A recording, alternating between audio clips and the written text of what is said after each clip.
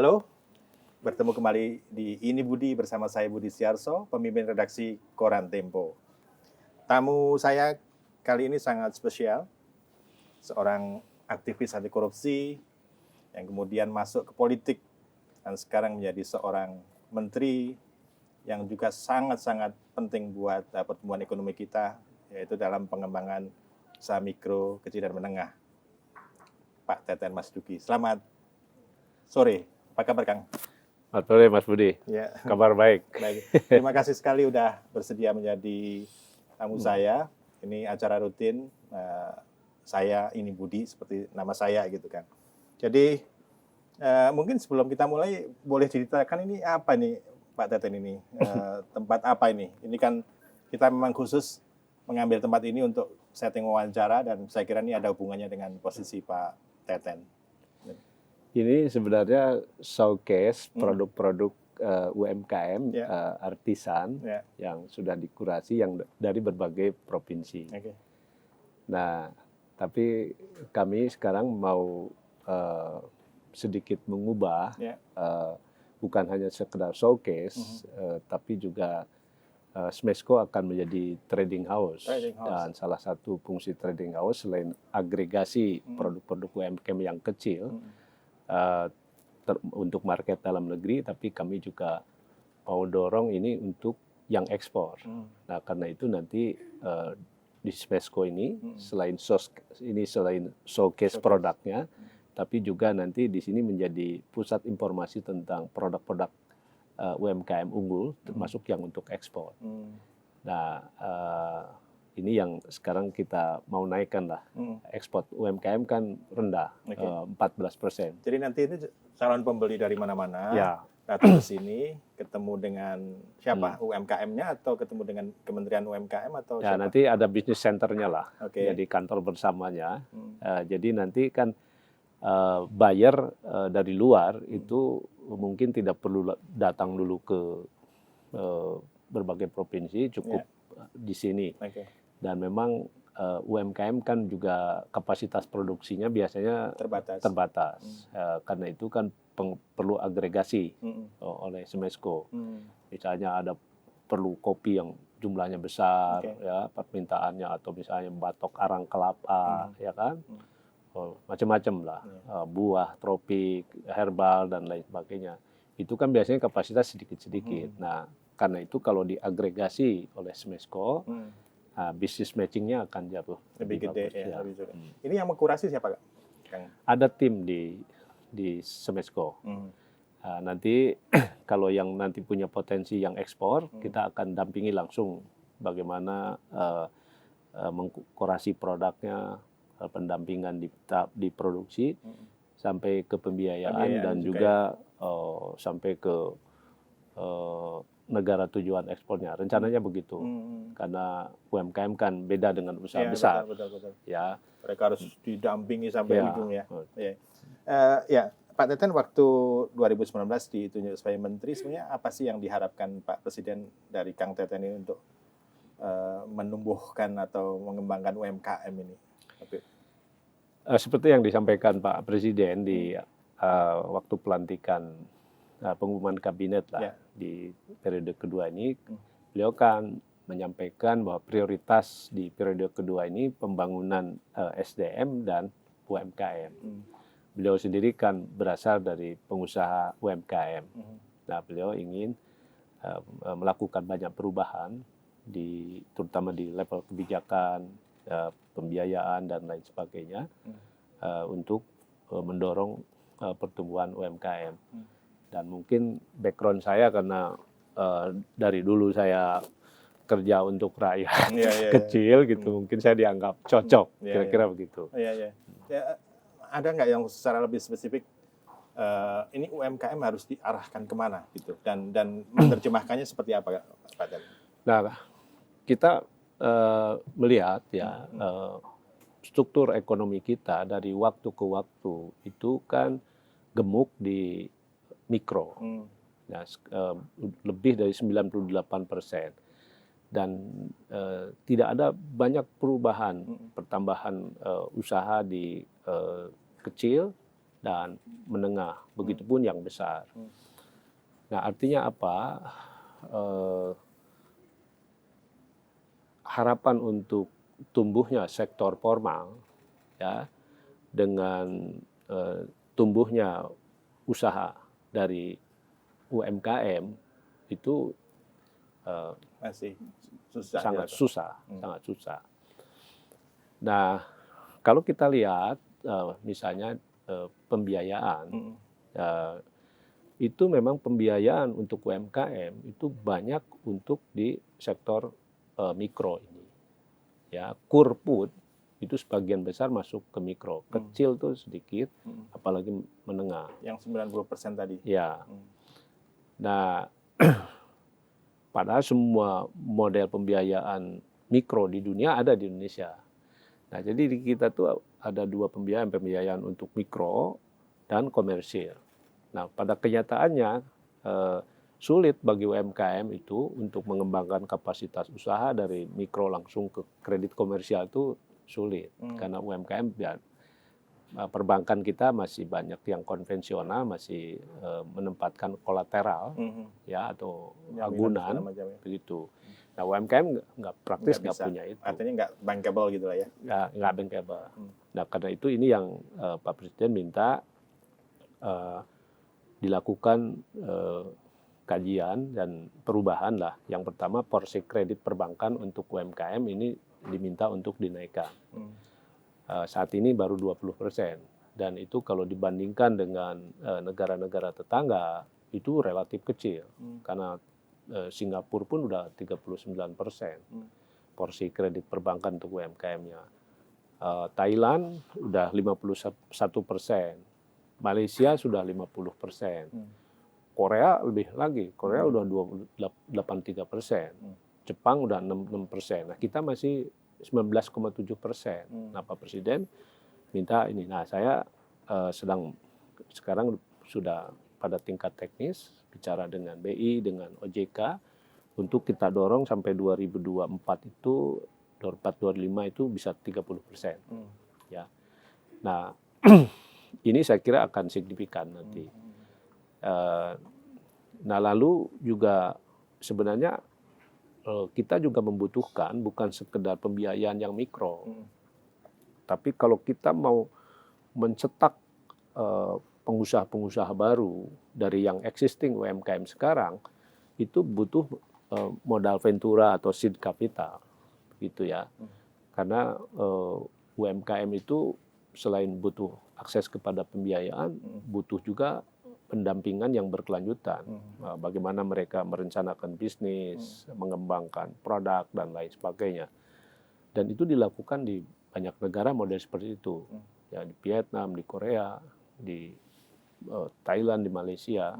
Nah, ini yang saya kira kita harus melakukan perombakan banyak. Jadi ada semacam kebijakan afirmatif gitu untuk memperbesar porsi kredit buat UMKM ya?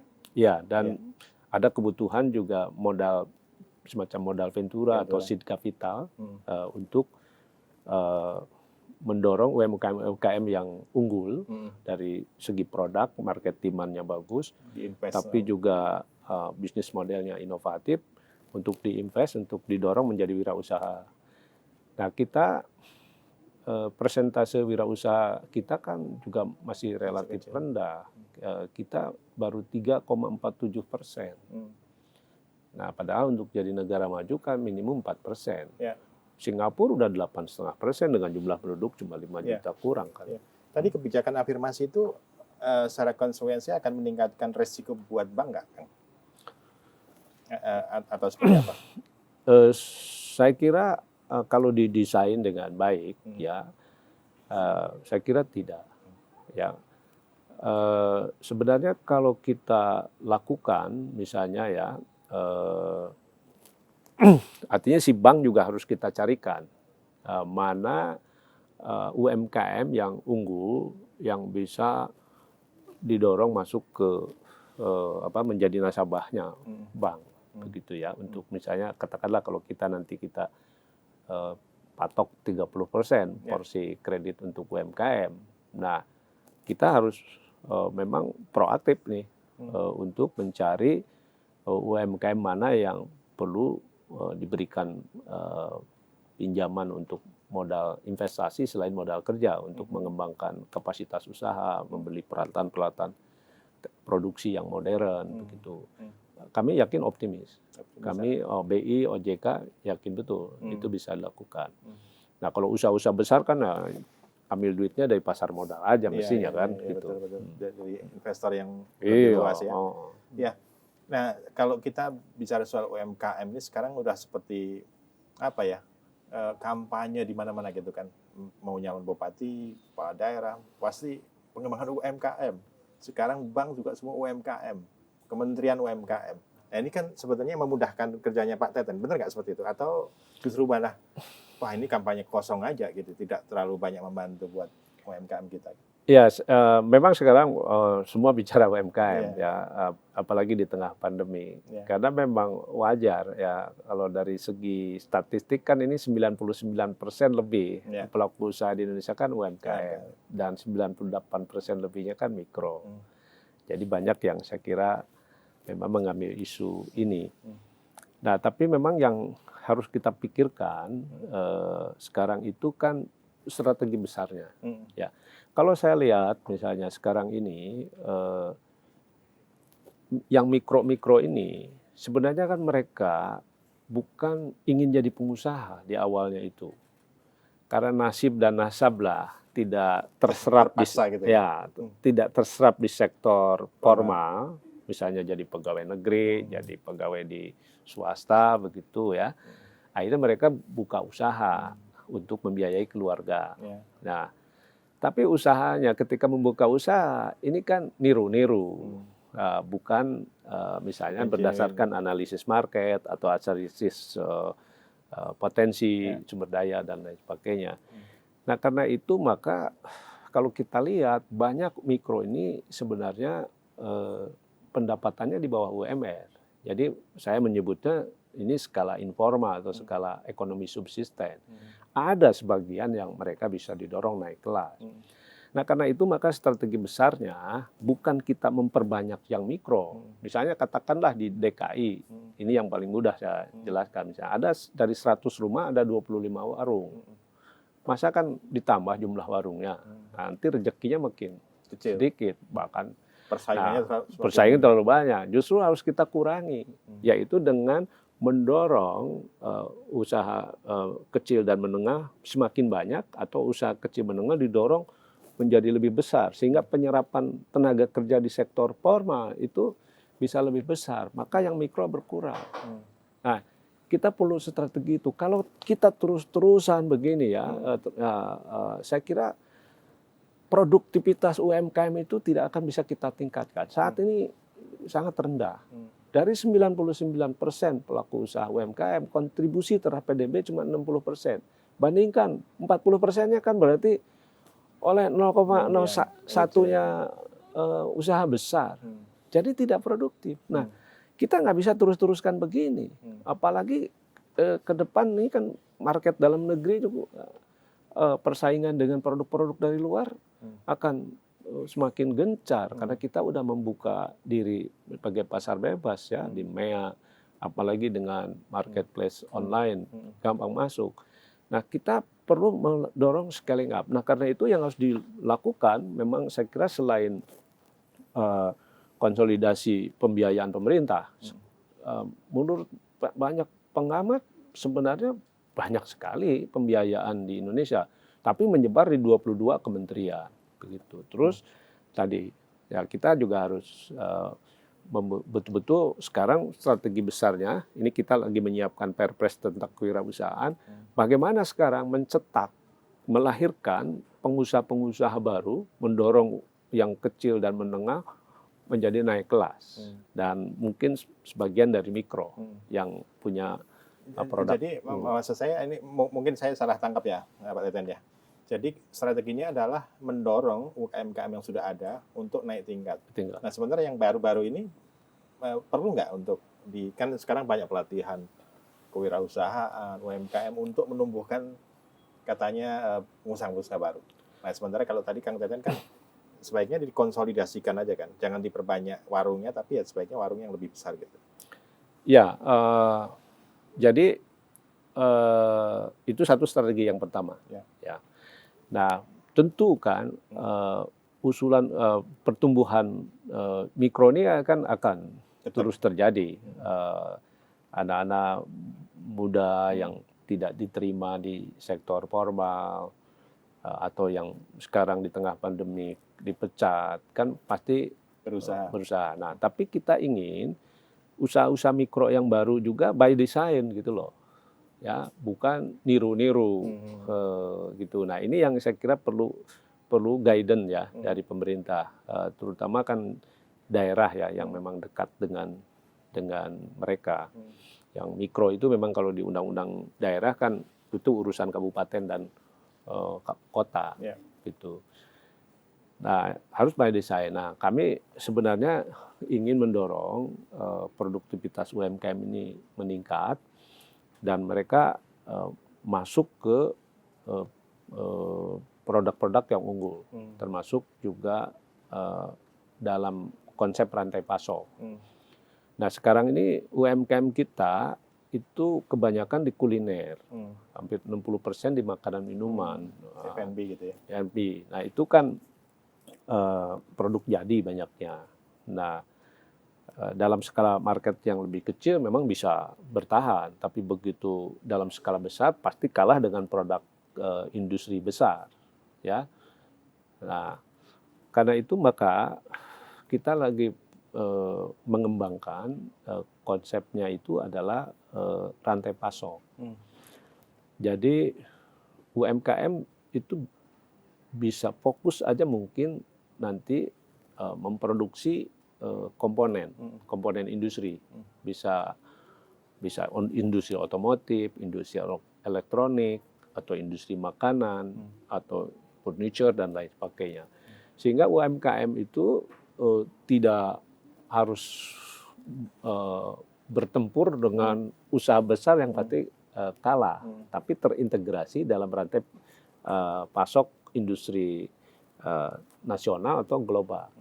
Katakanlah misalnya nanti buat komponen lah, misalnya kalau di industri otomotif misalnya mungkin knalpot aja lah gitu. Anunya lah, komponen. Kalau bikin knalpot kan tidak perlu industri besar, tidak perlu banyak peralatan produksi yang modern, dengan pembiayaan yang terbatas juga bisa fokus di situ. Nah, kalau misalnya terhubung dengan rantai pasok otomotif global kan bisa besar nilainya. Nah, kita harus mulai misalnya di UMKM yang berbasis teknologi kita mau dorong untuk ke rantai pasok ini, dan itu yang terjadi UMKM di negara-negara seperti Jepang, Korea, China lah, tetangga kita udah begitu. Jadi besar mereka itu. Kayak itulah Kang ya. Jadi misalnya film Marvel yang gambar ininya di Indonesia, yang ini di mana-mana itu ini ditangkap peluangnya di situ gitu ya. Percis begitu. Oke. Percis.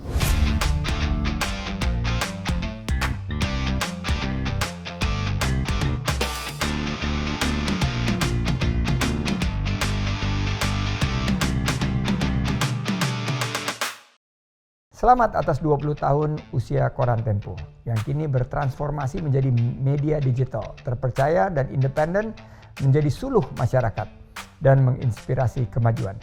Selamat dan sukses.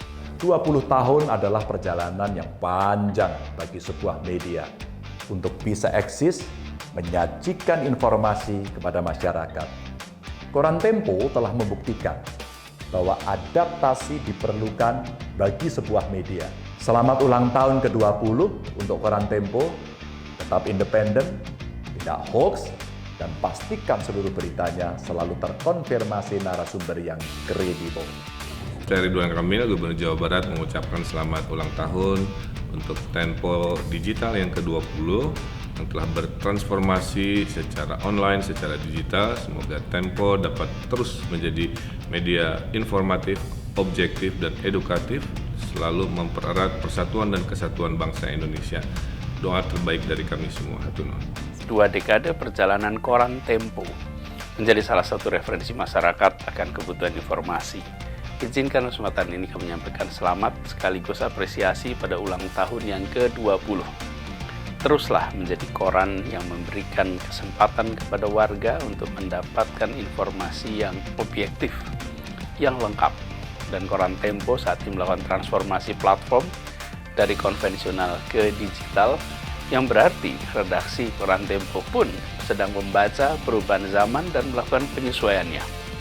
Harapannya ini semua akan terus menjaga kualitas konten, menjaga kualitas jurnalistiknya, sehingga tetap menjadi media yang kredibel, objektif, mendalam, terpercaya. Nah, tadi disebut ada terpisah-pisah gitu ya, peluang pendanaan di berbagai kementerian. Nah ini kalau dari situ tupoksinya gitu, fungsinya UMKM ini bisa mengkonsolidasikan tadi peluang pembiayaan tadi. Nah ini kami sedang dalam bicara dengan Menteri Bappenas dan Menteri Keuangan dan sudah dirakorkan juga. Pak Presiden kan ingin supaya anggaran untuk di kementerian itu tidak terlalu menyebar. Nah kalau kecil-kecil itu kan nggak jadi apa-apa lah, gitu. Nah tapi memang ada sedikit problem karena Kementerian Koperasi dan UKM ini kan kementerian level 3, tidak punya kewenangan eksekusi, lebih koordinasi. Sehingga kalau itu dikonsolidasi oleh Kementerian Koperasi, nah Kementerian Koperasinya harus punya kemampuan untuk mengelola anggaran yang besar dan harus ada perubahan di undang-undang kabinetnya. Nah waktu sangat pendek kan, sehingga saya kalau ke sana habis waktunya. Kami lagi mencari satu cara yang lain, karena bagi saya pribadi misalnya, dan saya kira pendekatan birokrasi untuk mengelola, memberdayakan UMKM itu pasti keliru.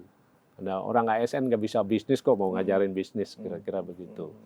Nah karena itu kami lebih sebenarnya ke depan dalam pengembangan kewirausahaan untuk mendorong lahirnya pengusaha-pengusaha, baik yang baru maupun dari yang existing, itu pendekatannya nanti bukan pendekatan birokrasi, misalnya pelatihan oleh kementerian atau kita bikin pusdiklat gitu ya. Kita mungkin lebih bekerja sama dengan inkubator, dari kolaborasi. Ya, inkubator swasta atau inkubator kampus, dan juga kita bisa bermitra dengan usaha besar untuk menjadi bagian dari rantai pasok industri nasional. Nah, segala sesuatu untuk mendukung itu sudah ada di Undang-Undang Cipta Kerja. Insentif untuk usaha besar yang bermitra dengan UMKM. Misalnya kalau ada nanti misalnya industri besar yang mau membagilah sebagian produksinya dikerjakan oleh UMKM. Ada insentifnya. Ada insentif. Terus upah tenaga kerja untuk di sektor UMKM kan dikecualikan dengan usaha besar. Gitu. Ini saya mungkin tolong koreksi kalau salah ya. Enggak, di beberapa kegiatan gitu ya, pengembangan UMKM itu jadinya semacam ya proyek aja gitu, bukan sebuah konsep yang terencana yang tadi dicita-citakan Pak Teten itu. Ini benar nggak sih kesan saya itu? Di banyak tempat ya, tentu saya tidak semua. Kalau saya melihatnya malah jadi lebih banyak dijadikan program sosial. Program charity. Itu. Jadi bukan memang mau membangun kekuatan ekonomi yang berbasis kepada ekonomi rakyat. Nah, ini yang saya kira kita perlu koreksi, karena itu kan udah wilayahnya di Kementerian Sosial kan, gitu. Kalau di sini harusnya memang bagaimana melahirkan fondasi ekonomi yang kuat dengan membangun wirausaha yang punya daya saing dan punya kapasitas produksi yang dalam skala ekonomi. Gitu. Oke. Nah, dalam berbagai pemikiran orang gitu, kepercayaan orang, UMKM ini kan satu kelompok usaha yang daya tahannya kuat gitu ya. Tapi saya membaca juga data yang kemarin baru disebutkan oleh Asosiasi UMKM Indonesia, Kang ya. Ada sekitar 30 juta usaha katanya kan, 30 juta usaha kecil bangkrut akibat PSBB ya, atau mungkin akibat pandemi, dan 7 juta juga pekerja informal itu kehilangan pekerjaan. Ini sesuai nggak datanya dengan yang dimiliki pemerintah? Saya kira itu, saya paham itu dulu ada perkiraan EDB yang memperkirakan 50% pelaku UMKM itu akan berhenti berusaha. Nah, tapi kalau kita lihat hasil survei BPS-nya terbaru itu enggak, yang betul-betul berhenti itu cuma 8,9%. 8,9% dari 64 juta. Sekitar 5 juta. Ya. Nah, setelah memang kan kita intervensi lewat kebijakan pemulihan ekonomi nasional. Ya, jadi dengan program restrukturisasi pinjaman, lalu subsidi bunga, subsidi pajak, subsidi listrik, bahkan untuk yang bank unbankable, usaha mikro, kita kasih hibah kan, 2,4 juta per bulan ya? Ya, satu kali. Satu kali. Dan tahun ini akan dilanjutkan. Nah, hasil survei TNP2K dan itu membuat mereka masih bisa bertahan usaha. Nah, ini saya kira kan rata-rata terdampak itu pertama adalah omsetnya turun. Akibat omset turun, mereka kemudian tidak sanggup membayar cicilan bunga pinjaman mereka. Nah, ini yang kita intervensi. Nah, pemerintah pun juga sekarang kan mencoba dari sisi market demand, ini kita bantu dengan belanja pemerintah 40%, sekarang harus produk UMKM. Itu sudah diatur di Undang-Undang Cipta Kerja. Macam itu harus 40%. Ya, harus 40%. 40% itu kan bisa di atas 400 triliunan setiap tahun. Nah, itu mulai banyaklah, misalnya pengadaan ATK, furniture, home decor, alat-alat kesehatan, alat-alat pertanian, begitu itu.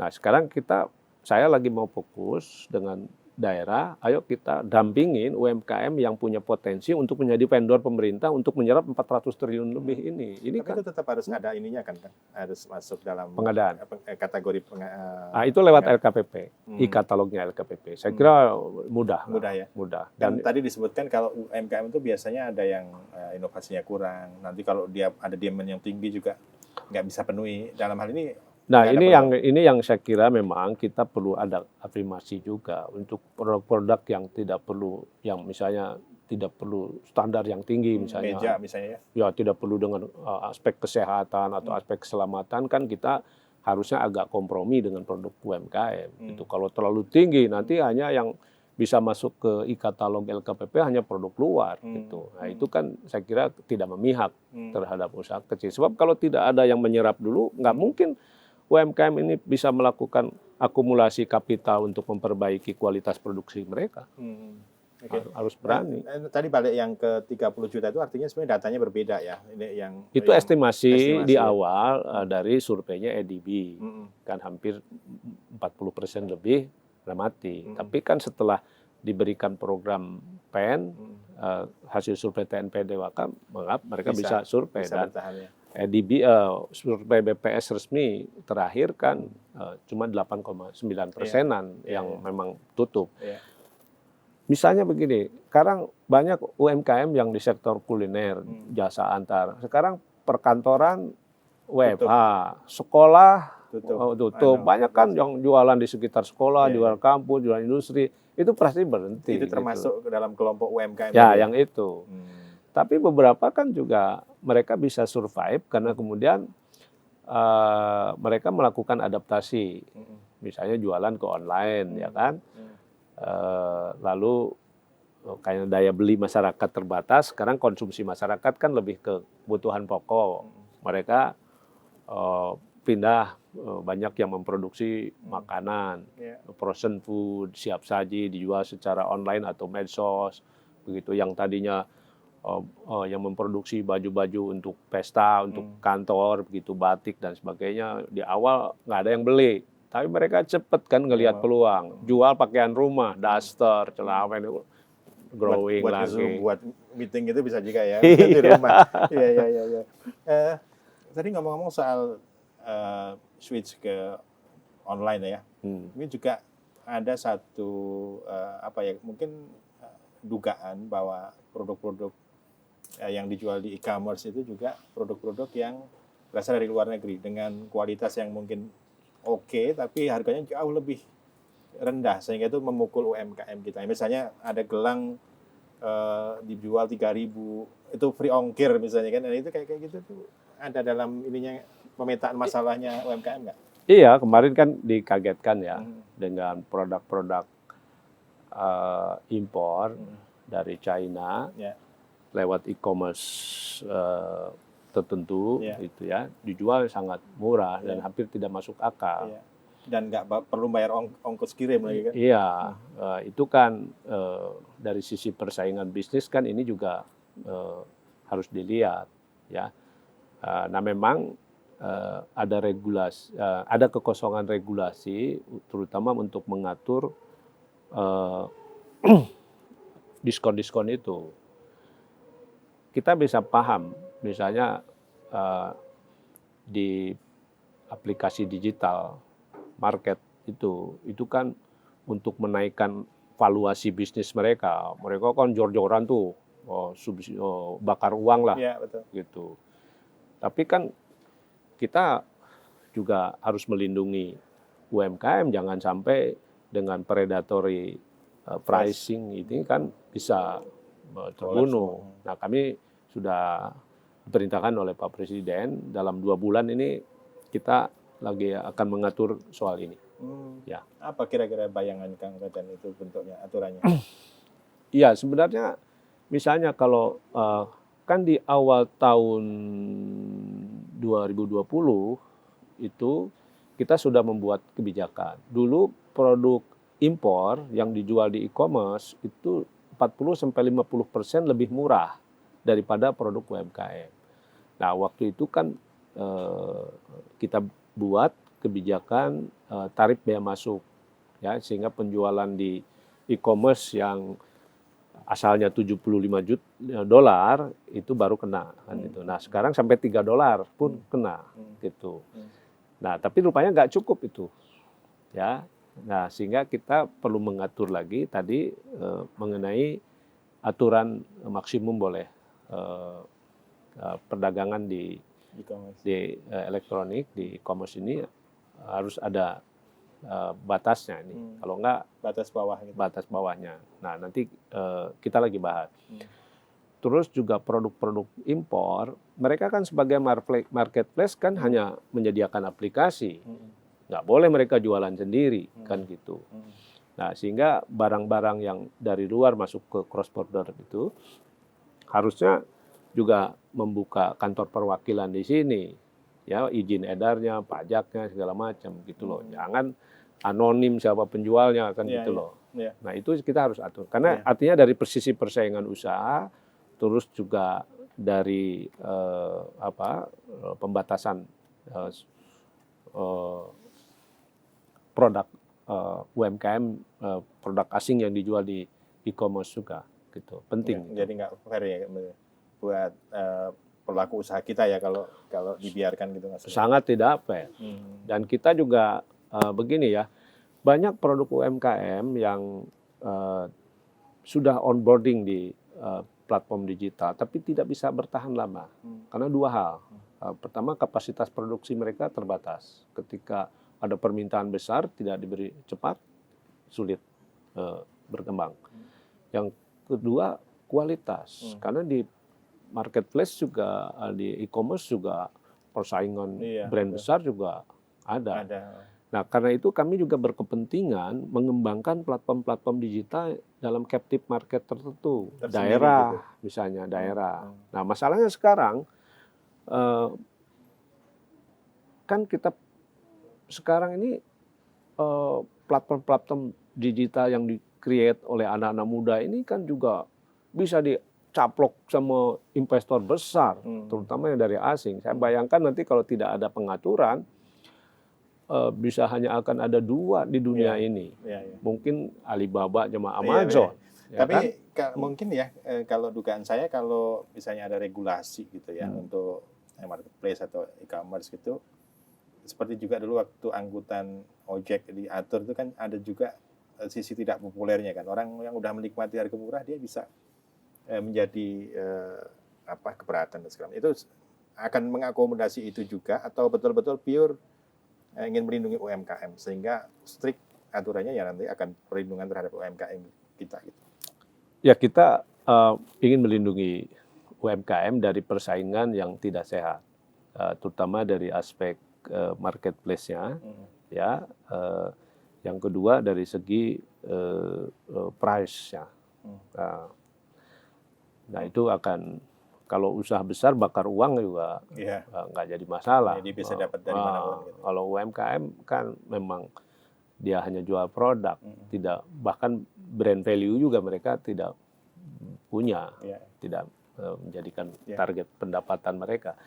Nah, karena itu penting juga kita menjaga platform-platform digital dalam skala market yang terbatas dan supaya di situ UMKM bisa punya pasarnya sendiri. Nah, ini juga penting jangan sampai baru gitu.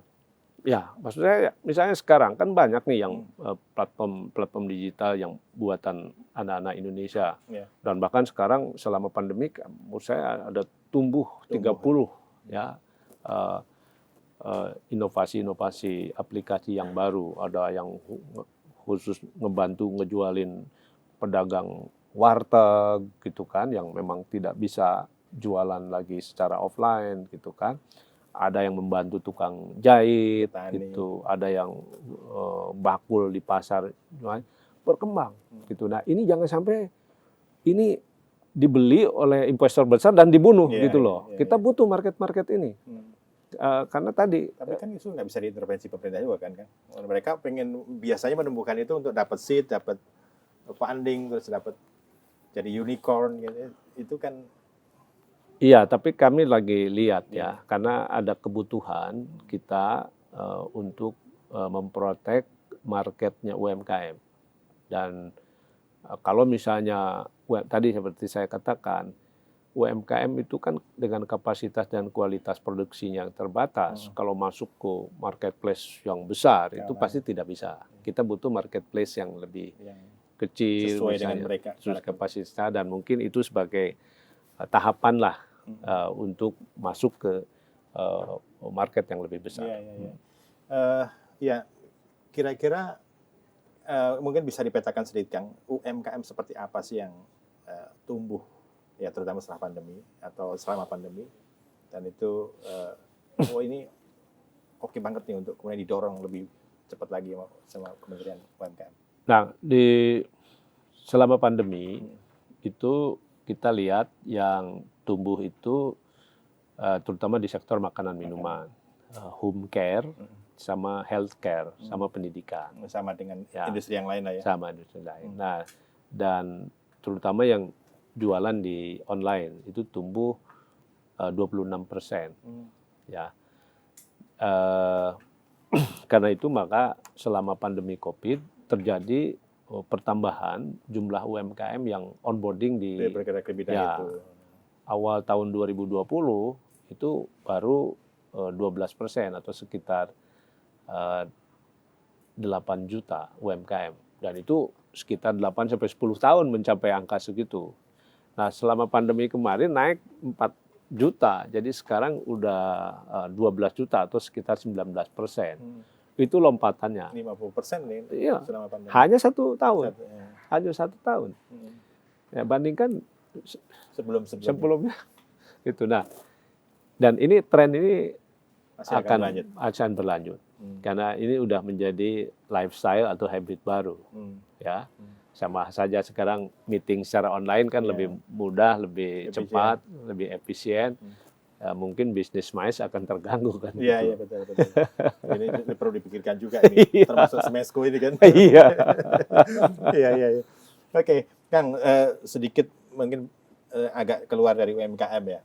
Ini tadi saya seperti awal kan Pak Teten ini dulu aktivis anti korupsi, masuk politik dulu jadi calon gubernur Jawa Barat ya. Sekarang jadi menteri. Nah ini apa sih yang mungkin persamaan dan perbedaan di antara background yang dilewati itu? Atau mungkin bisa diceritakan apa track record panjang sebagai aktivis anti korupsi untuk kemudian meniti karir sampai sekarang ini, karir politik? Iya, ya mungkin saya hanya ingin dulu kan di luar itu kita punya ide besar banyak lah, tapi kan terkendala karena kita nggak masuk di dalam policy maker gitu ya. Tapi ada yang menarik. Sekarang saya punya pengalaman satu di istana, sekarang di kementerian. KSP dulu ya. Ya. Nah, ternyata memang di pemerintahan itu berbeda cara pandangnya.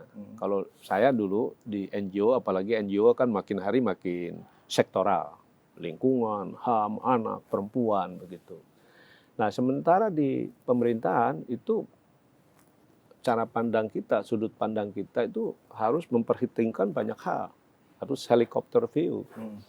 Nah, nggak bisa hanya satu sektor tertentu. Jadi banyak ide besar, tapi kadang-kadang juga tidak bisa dioperasionalkan karena menyangkut soal resources, ya kan.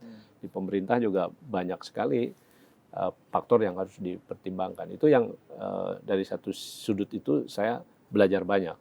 Nah, saya harus mengubah cara pandang di NGO yang sangat sektoral, sangat targeted itu harus mengubah ke cara pandang yang lebih harus mempertimbangkan itu. Ya. Susah nggak itu? Nggak mudah, tapi kita kan belajar metode ilmiah kan di perguruan tinggi ya. Kita bisa menyesuaikan, saya kira. Dan itu harus cepat, kalau nggak kita kehilangan waktu di pemerintahan.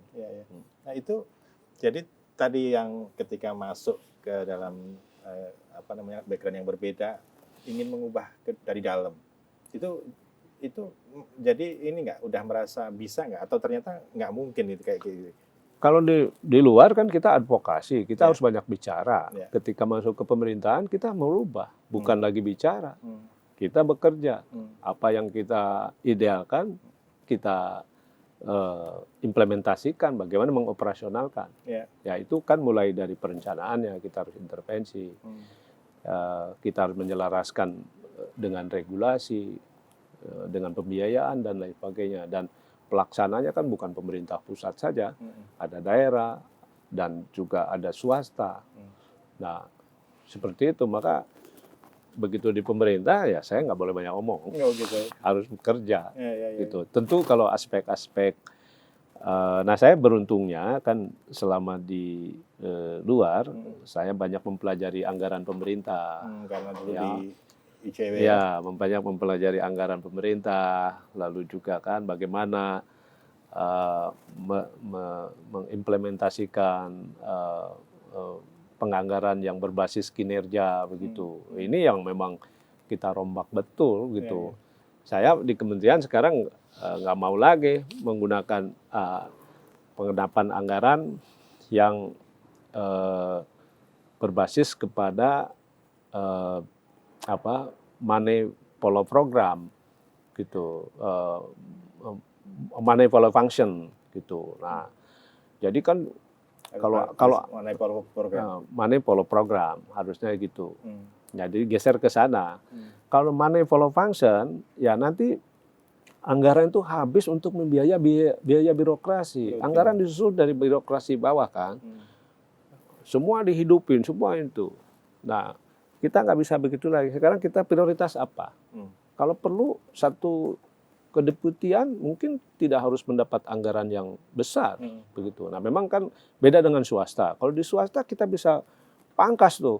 Kalau begitu ini tidak masuk prioritas, kita SDM-nya kita pindahin, kita bubarin lah gitu satu kedeputian. Nah, di pemerintah kan nggak bisa begitu. Nah, tapi itu bisa kita optimumkan. Jadi model-model soal transparansinya, soal pengadaan yang harus akuntabel itu, saya kira itu bagi saya nggak terlalu sulit. Karena sudah waktu itu ngawasi ya. Iya. Tapi kan sebagai ya bisa mantan atau apa bukan ya, mantan lah, saya sebutnya mantan aktivis aja. Itu kadang aktivis di luar itu ingin melihat Kang Teten itu seperti sikapnya zaman dulu gitu ya. Ya misalnya saya ambil contoh aja ya, waktu undang-undang anti korupsi, bener nggak bahwa aktivis-aktivis anti korupsi ya banyak menghubungi Pak Teten untuk pengen menjadi jembatan aspirasi mereka. Ini bener nggak seperti itu? Ya, saya tidak dilibatkan di dalam penyusunan undang-undang itu, gitu. Walaupun saya kira pesan-pesan dari teman-teman civil society ya kita teruskan, dan bagi istana itu bukan hal sulit untuk menangkap aspirasi publik itu, karena di istana ada media tracking yang bisa setiap saat kita apa sih yang seperti itu, bisa kira-kira persepsi publik ya. Iya. Nah, dalam hal itu Kang Teten sudah bisa nggak menyampaikan tadi, menjembatani aspirasi teman-teman itu CSO misalnya dengan kalau misalnya tidak hanya untuk anti korupsi ya. Iya, misalnya kan saya yang paling banyak mengatur pertemuan presiden dengan kelompok-kelompok civil society. Waktu KSP dulu. Iya, di KSP itu walaupun juga dari staf khusus itu kan bahkan Pak Presiden sendiri kan memang sering minta kalau dengan para ekonom untuk dapat masukan ide gitu dari teman-teman aktivis itu kita lakukan biasa. Nah, memang ekspektasi terhadap saya mungkin cukup tinggi gitu ya kan. Cobalah hitunglah berapa sih orang NGO di dalam pemerintahan itu, ya kan, kecil sekali gitu. Nah, jadi hal-hal seperti itu juga menurut saya penting diperhatikan gitu. Belum banyak kan yang dari civil society itu, yang jadi gubernur berapa, hampir kalah terus kan gitu loh. Itu ada bukan afirmasi ya, tapi ada nggak kesengajaan Kang Teten misalnya untuk ngambil aktivis-aktivis masuk ke dalam politik pemerintahan gitu, sejauh ini Kang Teten melakukan? Waktu di KSP ya saya dibilang KSP NGO semua, masih isinya gitu NGO ya. Semua. Waktu itu kebetulan juga kan Pak Presiden punya dalam kampanyenya menjanjikan misalnya distribusi lahan untuk rakyat gitu. Nah, waktu itu kami ditugaskan oleh Pak Presiden untuk mendesain misalnya bagaimana itu perhutanan sosial dengan program restribusi lahan begitu. Nah, yang seperti itu banyak, saya kira itu perubahan yang luar biasa, ya perubahan yang luar biasa.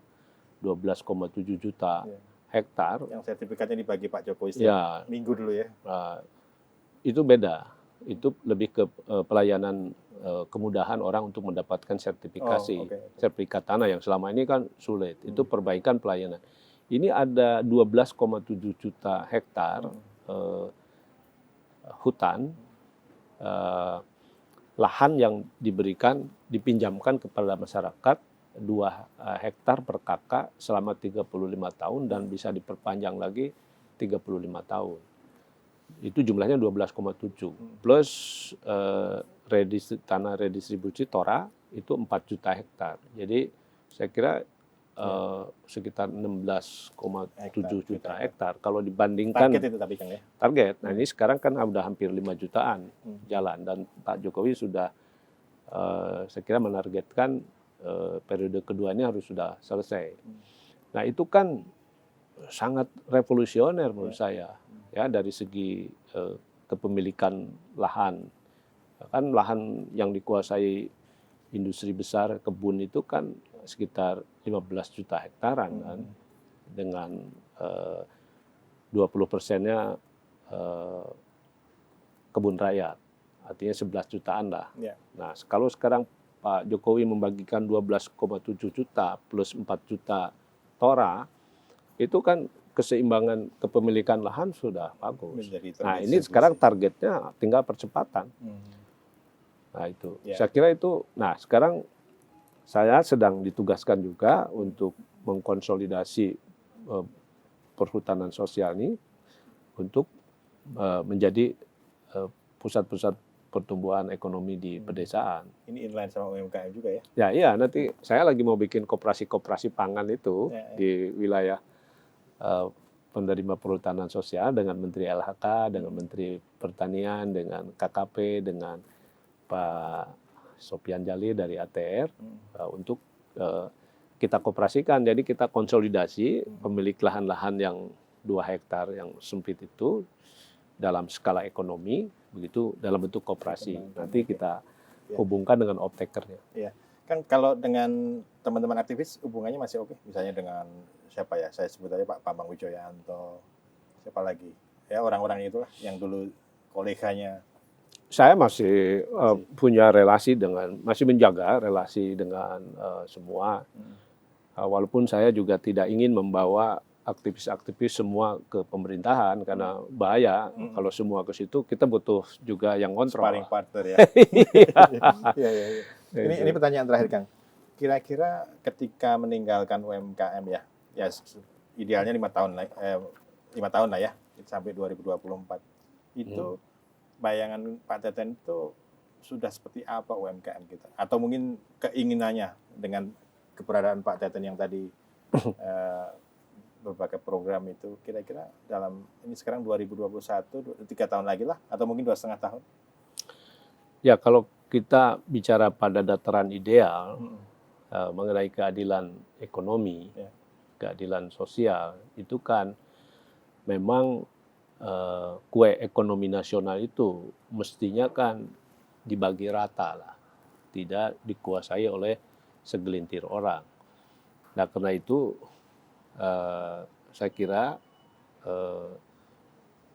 mendorong UMKM kita lebih produktif dan mendorong UMKM kita tumbuh menjadi wirausaha yang punya daya saing, ini saya kira sangat penting dalam konteks keadilan ekonomi tadi. Nah karena itu saya senang betul Pak Presiden juga menugaskan saya di sini dan kemudian beliau ingin ada terobosan-terobosan dari segi pembiayaan, dari segi pendekatan terhadap pengembangan UMKM ini.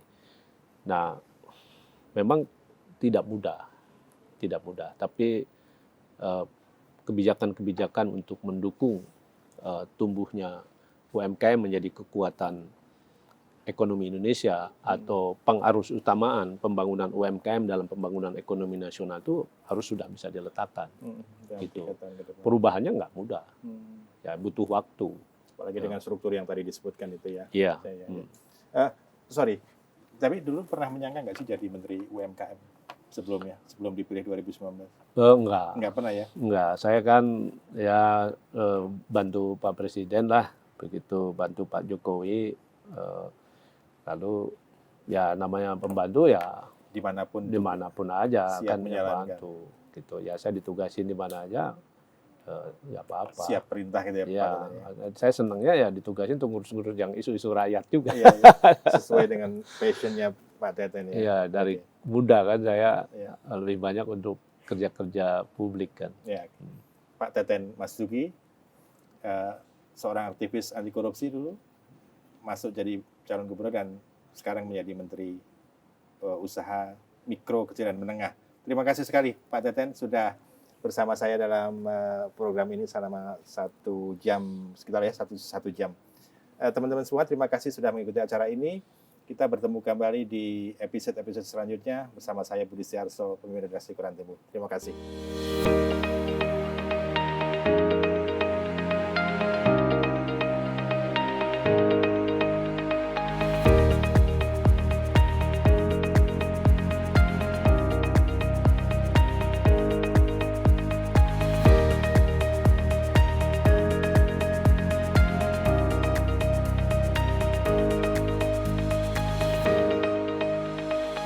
Saya mengucapkan selamat ulang tahun untuk Koran Tempo yang sekarang sudah menjadi Koran Tempo Digital yang ke-20. Terus menginspirasi, mengedukasi masyarakat, dan mendorong perubahan-perubahan di Indonesia. Selamat.